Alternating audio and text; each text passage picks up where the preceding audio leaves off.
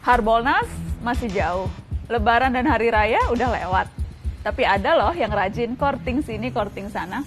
Bukan di mall atau marketplace. Obral courting ini sedang terjadi di pengadilan kita. Sekali lagi, pesta courting terjadi di Pengadilan Tinggi Jakarta. Masih ingat kan mereka memotong hukuman untuk Jaksa Pinangki Sirna Malasari? Sekarang mereka mengurangi hukuman untuk Joko Chandra. Terdakwa kasus penyuapan sederet pejabat di Kejaksaan Agung dan Kepolisian ini dapat potongan hukuman sebanyak 1 tahun penjara. Awalnya dihukum 4 tahun 6 bulan, sekarang jadi 3 tahun 6 bulan. Ya lumayan lah, 30% lebih diskonnya. Kalau kita lagi belanja, diskon 30% itu kan lumayan bisa bikin hilaf kan? Courtingan hukuman untuk Joko Chandra kali ini dengan alasan karena Joko sudah menjalani pidana penjara terkait kasus sebelumnya, pengalihan utang atau sesi Bank Bali di tahun 2009.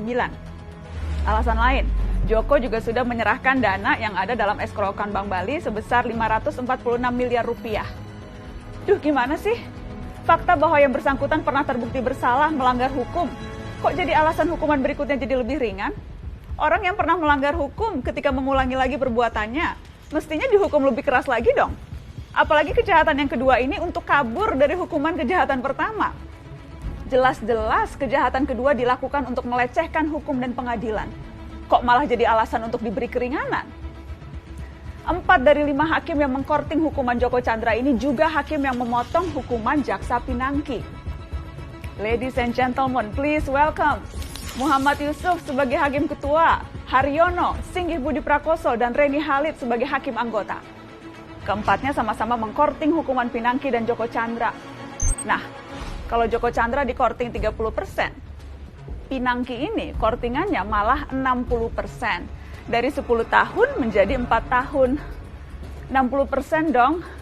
Kurang hilaf apa lagi coba kalau kita belanja diskonnya segitu. Satu hal lagi juga terungkap. Pinangki hingga akhir Juli ternyata belum juga dipindah ke lapas, tapi masih ditahan di rutan Kejaksaan Agung. Alasannya, hanya soal administrasi dan kejaksaan sedang banyak pekerjaan. Tenaga harus dijaga karena masih pandemi. Jangan lupa, ada lagi yang barusan terima kemurahan hati juga. Juliari Batubara, mantan Menteri Sosial yang tersangkut kasus tilap menilap dana bansos. Ia dituntut 11 tahun penjara oleh jaksa dari KPK. Korupsi di tengah pandemi loh. Kurang buas apa lagi coba? Perlu digarisbawahi, jaksa yang menuntut 11 tahun itu dari KPK. Iya, KPK, anak buahnya Pak Firly Bahuri. KPK yang sekarang itu, yang beberapa bulan lalu berani koar-koar soal hukuman mati mereka yang menilap uang rakyat di masa pandemi. Penegakan hukum ini soal bobot, soal ukuran, juga soal kepantasan. Yang pegang kendali memang hanya beberapa, tapi kita bisa menilai seberapa impas dan pantas. Akil Mohtar, Ketua Mahkamah Konstitusi yang tersangkut suap pemilu kada, bisa dituntut seumur hidup. Kenapa yang mencatut uang makannya rakyat miskin yang sedang terjepit karena pandemi, kok hanya 11 tahun? Repot ini, repot. Tujuan sanksi yang berat adalah memberi efek jerak, agar kita semua siapapun itu ngeri dengan hukumannya, agar siapapun jadi berpikir ratusan kali sebelum berbuat jahat. Kalau hukumannya ringan, tuntutannya enteng, dan masih dikorting sampai 60% begitu, siapa yang kapok? Di mana-mana flash sale itu, diskonan itu, untuk mengundang orang datang dan belanja.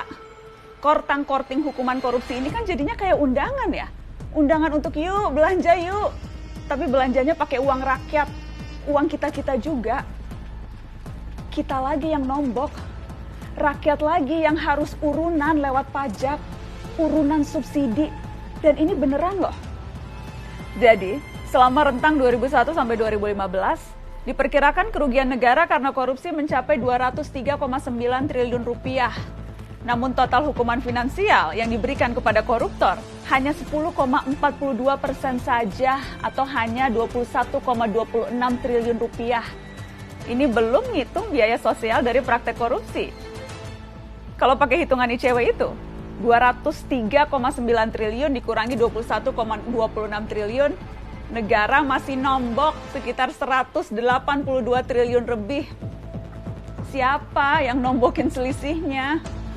Ya siapa lagi selain kamu, saya, kita semua para pembayar pajak. Yang harus kapok kan para koruptor ya. Kok malah lama-lama kayak kita yang kapok ya?